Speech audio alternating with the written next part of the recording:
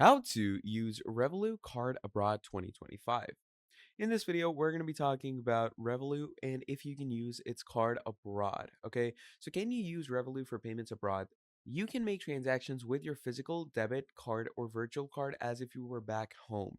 If you have holdings of the local currency, you'll simply pay the vendor like a local. If you have holdings in foreign, you'll only have holdings in foreign currency. Then Revolut will handle the currency exchange using the real exchange rate.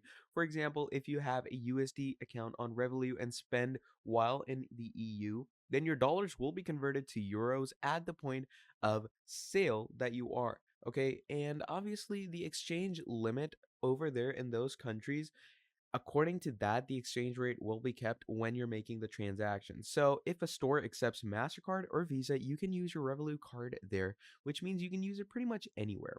So Revolut also converts your funds at the mid-market exchange rate. This allows you to save money on your trip by avoiding costly markups associated with currency conversion.